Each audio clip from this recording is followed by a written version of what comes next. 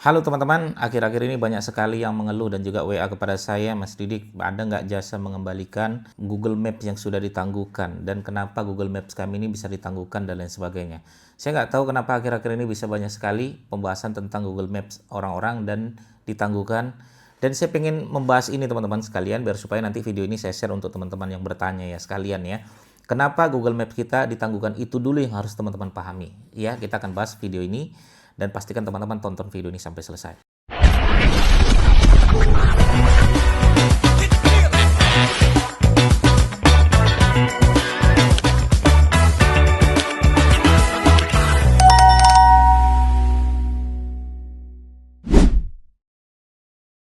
Oke ya, kalau berbicara tentang Google Maps ya, kenapa Google Maps itu bisa ditangguhkan? Atau teman-teman yang masih bingung Google Maps itu apa sih bedanya dengan profil bisnis sih, sama saja gitu kan. Sebelum kita bagaimana untuk mengajukan banding, maka teman-teman harus tahu dulu apa penyebab Google Maps ini ditangguhkan. Sehingga ketika kita memperbaiki dulu, baru nanti ajukan banding. Jangan langsung ajukan banding. Ya, ini yang sering terjadi ya. Jadi ketika ajukan banding ini belum diperbaiki ya sudah. Ya, susah nanti untuk kita diterima oleh Google, oke? Yang pertama, oke kita bahas yang pertama dulu. Kenapa itu bisa ditangguhkan? Karena melanggar pedoman komunitas Google Map. Itulah kira-kira ya. Komunitas profil bisnis. Apa itu kira-kira Mas Didik? Contoh, namanya itu terlalu kata kunci banget.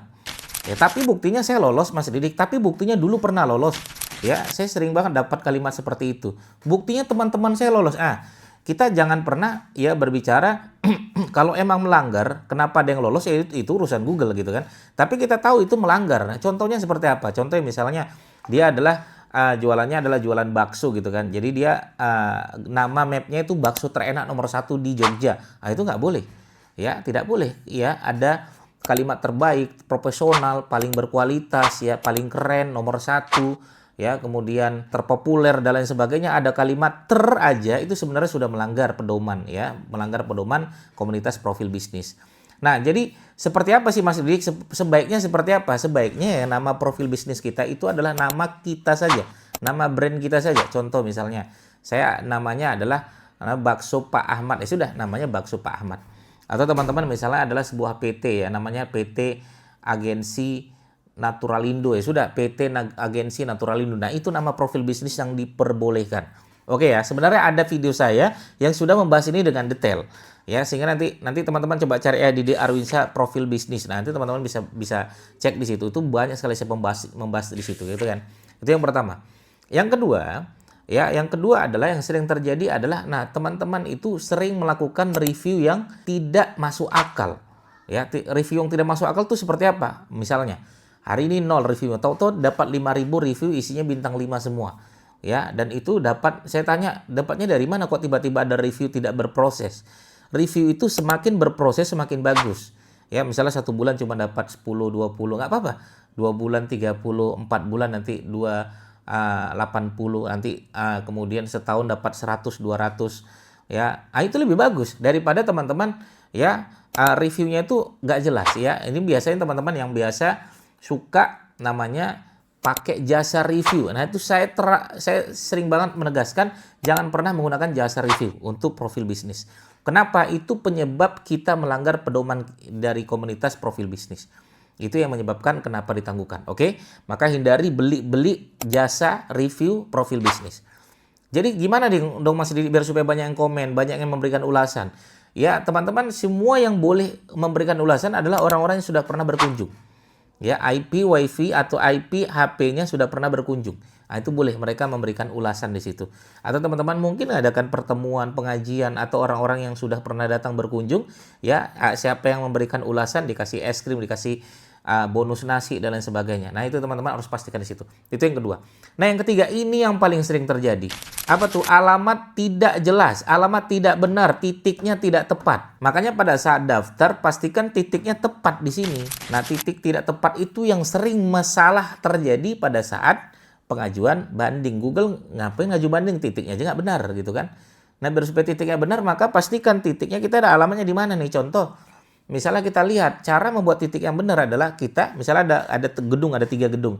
Gedung kita sebelah kanan siapa? Sebelah kiri siapa? Nah, kita di tengah-tengahnya itu harus tepat. Bukan di gedung si A kita masukkan di situ atau kita berada di pinggir jalan dan lain sebagainya. Nah, ini pastikan titiknya benar. Nah, itu dulu tuh. Oke, itu yang ketiga. Yang keempat, oke, sering ngerubah-ngerubah titik.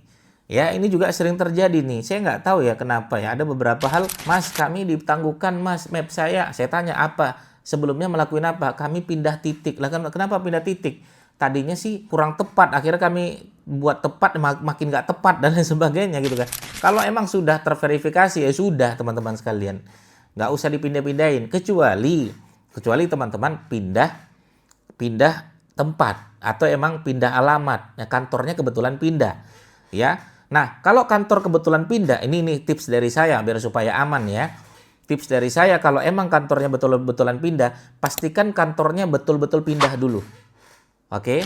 Jadi ketika kita nanti ngajukan banding atau verifikasi ada kantor barunya, sudah ada etalasenya, sudah ada kantornya, ada karyawan-karyawannya, ada pembelinya, ada balihonya, ada wujudnya.